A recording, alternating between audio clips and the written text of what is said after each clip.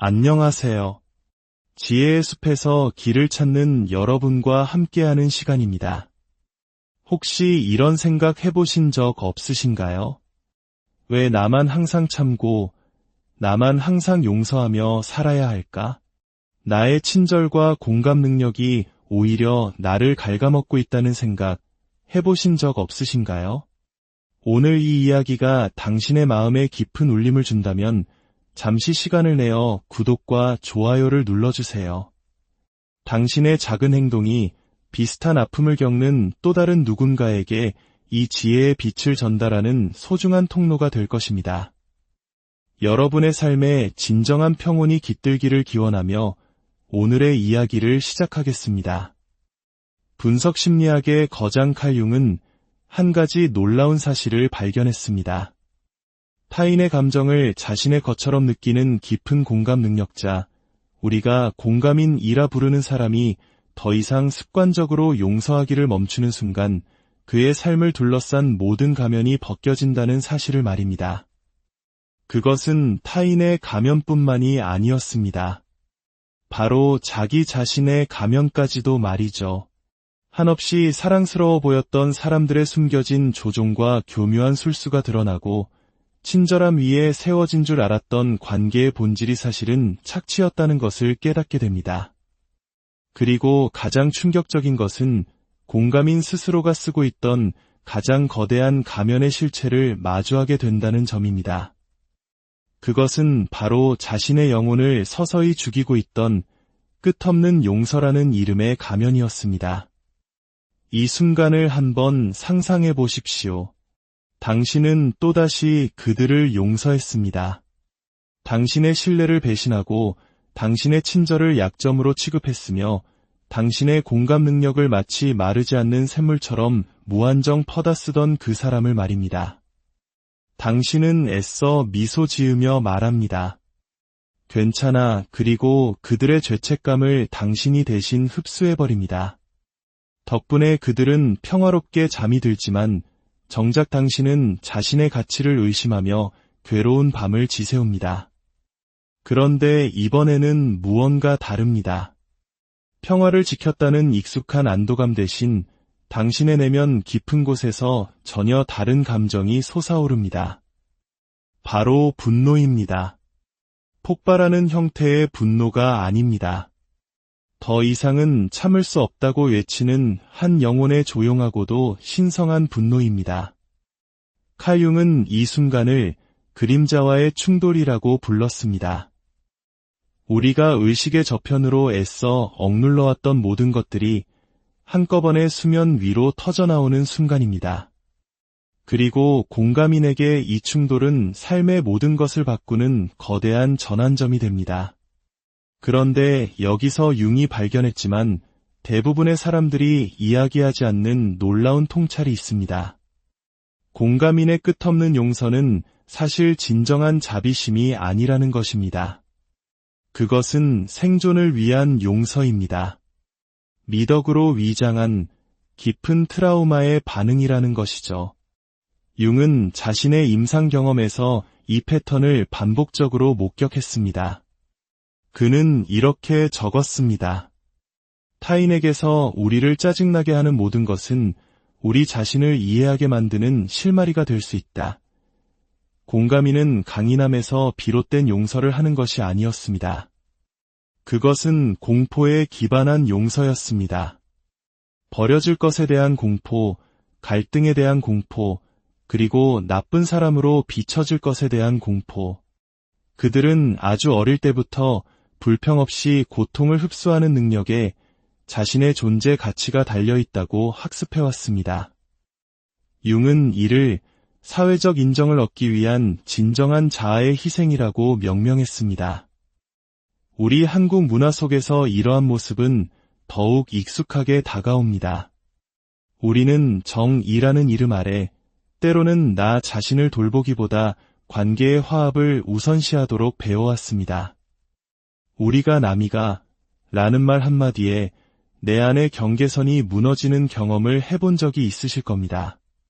하지만 그 정이 일방적인 희생과 착취의 명분이 될 때 그것은 더 이상 건강한 관계가 아닙니다.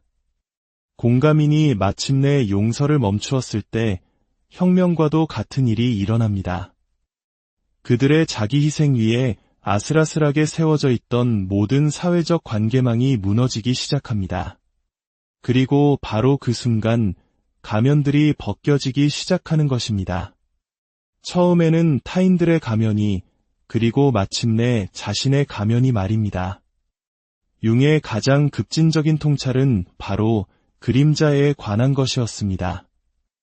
그림자란 우리가 스스로에 대해 거부하고 인정하기 싫어서 타인에게 투사해버리는 모든 특성을 의미합니다.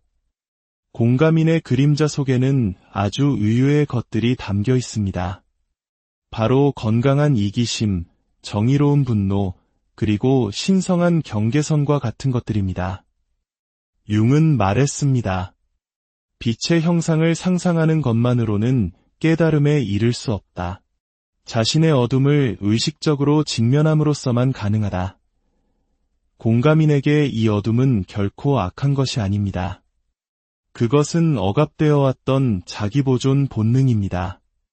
자신이 착취당하고 있다는 것을 분명히 알면서도 좋은 사람이어야 한다는 강박에 의해 침묵당해온 바로 그 자기 자신입니다. 공감인이 용서를 멈출 때 그들은 잔인해지는 것이 아닙니다. 그들은 비로소 자신의 그림자를 통합하고 있는 것입니다. 결코 상호적이지 않았던 관계를 유지하기 위해 내버렸던 자기 자신의 조각들을 되찾아오는 과정인 셈입니다. 융은 특히 예민한 기질의 사람들이 자신의 심리적 경계선을 되찾을 때 나타나는 특정한 패턴들을 발견했습니다. 저는 이것을 신성한 반란의 8가지 징후라고 부릅니다. 만약 당신에게서 이 징후들이 보인다면 당신은 지금 융이 말한 진정한 자아의 탄생을 경험하고 있는 것입니다. 첫 번째 신호, 더 이상 감정의 쓰레기통이 되지 않는다. 가장 먼저 나타나는 변화는 에너지의 역전입니다. 당신은 더 이상 다른 모든 사람들의 감정적 폐기물을 자동적으로 흡수하지 않습니다. 대신 스스로에게 질문하기 시작합니다. 이것이 과연 내가 짊어져야 할 짐인가? 융은 개인의 온전한 성장을 뜻하는 개성화 과정이 항상 이처럼 자아와 타자 사이의 경계를 설정하는 것에서 시작된다고 보았습니다. 당신은 특정 사람들과의 만남 이후에 기운이 완전히 소진되는 것을 알아차립니다. 진정한 뉘우침과 당신을 조종하려는 죄책감 자극을 구분하기 시작합니다. 그리고 가장 중요한 것은 다른 사람의 감정을 조절해주는 책임을 더 이상 느끼지 않게 된다는 것입니다. 융은 이렇게 썼습니다. 자신의 마음을 들여다볼 때 당신의 비전은 명확해진다. 밖을 보는 자는 꿈을 꾸고 안을 보는 자는 깨어난다. 깨어난 공감인은 마침내 자신의 내면을 들여다보고 고갈된 자신의 상태를 직시합니다. 두 번째 신호, 가면을 쓴 연기가 끝난다. 융은 이를 페르소나의 죽음이라고 불렀습니다. 페르소나란 사회적으로 인정받기 위해 우리가 쓰는 가면을 말합니다. 공감인에게 이 페르소나는 끝없이 모든 것을 이해해주는 사람의 모습입니다. 하지만 자동적인 용서를 멈추는 순간 이 가면을 유지하는 것은 불가능해집니다. 당신은 더 이상 괜찮지 않으면서 괜찮다고 말하지 않습니다. 다른 사람의 무례한 행동에 대해 변명해주기를 멈춥니다. 당신에게 단 한 번도 감정적으로 기댈 곳이 되어주지 않았던 사람들을 위해 감정적으로 늘 준비된 사람인 척 연기하는 것을 그만둡니다. 이것이 바로 상호성 없는 감정 노동의 종말입니다. 융은 페르소나를 벗어 던지는 것이 끔찍한 두려움을 동반할 것이라고 경고했습니다. 하지만 그는 동시에 이렇게 말했죠. 일생의 특권은 진정한 자기 자신이 되는 것이다. 진정성을 찾는다는 것은 당신의 연기를 더 선호했던 사람들을 실망시키는 것을 감수해야 한다는 의미이기도 합니다. 세 번째 신호, 교묘한 조종이 눈에 보이기 시작한다. 이 지점에서 투사에 대한 융의 이해가 결정적으로 중요해집니다. 공감인이 무조건적인 용서를 멈출 때 그들은 공감 착취의 순환고리에 참여하기를 거부합니다. 그리고 이전에는 보이지 않았던 온갖 조종의 기술들을 꿰뚫어 보기 시작합니다. 용서를 얻어내기 위해 설계된 과도한 칭찬, 즉 러브 바밍을 간파합니다. 연약함으로 위장한 죄책감 자극을 알아차립니다. 당신의 연민이 어떻게 당신의 경계선을 무너뜨리는 무기로 사용되었는지를 똑똑히 보게 됩니다. 융은 무의식에 있는 모든 것은 투사된다고 말했습니다. 깨어난 공감인은 더 이상 자신의 진실성을 타인에게 투사하지 않습니다. 그들은 사람들을 자신이 바라는 이상적인 모습이 아닌 있는 그대로의 모습으로 보기 시작합니다. 네 번째 신호, 죄책감이 힘을 잃는다. 융은 죄책감이 종종 우리의 수능으로부터 이득을 보는 타인들로부터 내면화된 수치심이라고 보았습니다. 공감인이 반사적인 용서를 멈추면 그들은 죄책감 면역을 경험하게 됩니다. 그들은 죄책감이 통제의 메커니즘이라는 것을 인식합니다. 당신은 자신만의 기준을 가졌다는 사실에 더 이상 죄책감을 느끼지 않습니다. 당신의 경계선에 대해 사과하기를 멈춥니다. 당신을 죄책감으로 자극하여 과거에 용서하는 역할로 되돌리려는 사람들은 사실 당신이 스스로를 버리기를 얼마나 바라는지를 드러낼 뿐이라는 것을 깨닫습니다. 융은 이것을 건강한 이기심의 통합이라고 불렀습니다. 이것은 잔인함이 아닙니다. 마침내 자기보존 본능이 제대로 작동하기 시작한 것입니다. 다섯 번째 신호, 인간관계가 저절로 정리된다. 융은 진정한 내면의 변화가 항상 인간관계의 변화를 동반한다고 믿었습니다. 공감인이 모두를 용서하는 것을 멈출 때 위대한 정렬이 시작됩니다. 착취에 기반한 관계는 해체되고 진정한 연결은 더욱 깊어집니다. 당신이 더 이상 감정의 쓰레기통 역할을 해주지 않을 때 어떤 사람들은 당신의 삶에서 사라질 것입니다. 또 다른 이들은 당신을 과거의 역할로 되돌리기 위해 죄책감을 유발하려 할 것입니다. 하지만 소수의 사람들은 당신의 경계선을 존중하고 진정한 상호성의 관계에서 당신을 만날 것입니다. 융은 이렇게 적었습니다. 두 인격의 만남은 두 화학물질의 접촉과 같다. 만약 어떤 반응이 있다면 양쪽 모두가 변화한다. 하지만 이것은 두 사람 모두가 진정한 모습으로 서로를 마주할 때만 일어나는 일입니다. 여섯 번째 신호, 분노가 신성한 힘이 된다. 융은 분노가 종종 억압된 지혜라고 이해했습니다. 공감인이 용서를 멈출 때 그들은 신성한 분노에 접근하게 됩니다. 이것은 파괴적인 종류의 분노가 아니라 더 이상은 안 돼라고 말하는 보호의 힘입니다. 당신은 과거에 대수롭지 않게 넘겼던 침해들에 대해 분노를 느낍니다. 한 번도 설정하지 못했던 경계선들에 대해 격분합니다. 이 분노는 해로운 것이 아닙니다. 이것은 정보입니다. 당신이 어디에서 스스로를 저버렸는지 당신의 정신이 당신에게 알려주는 신호입니다. 융은 말했습니다. 고통 없이는 의식에 이를 수 없다. 당신이 과거에 어떻게 대우받아 왔는지를 직시하는 고통은 당신의 새로운 경계선을 벼려내는 불길이 됩니다. 일곱 번째 신호, 반복되는 패턴을 인식하는 능력이 활성화된다. 심리 유형에 대한 융의 연구는 공감인들이 종종 고도로 발달된 직관 능력을 가지고 있음을 보여줍니다. 그들이 자동적인 용서를 멈출 때 패턴 인식 능력이 최고조로 활성화됩니다. 당신은 여러 다른 사람들에게서 동일한 조종의 패턴을 보기 시작합니다. 침해, 거짓 뉘우침, 러브 바밍, 그리고 반복이라는 순환고리를 인식합니다. 감정적 포식자들이 자신의 본색을 완전히 드러내기 전에 그들을 간파합니다. 이것은 편집증이 아닙니다.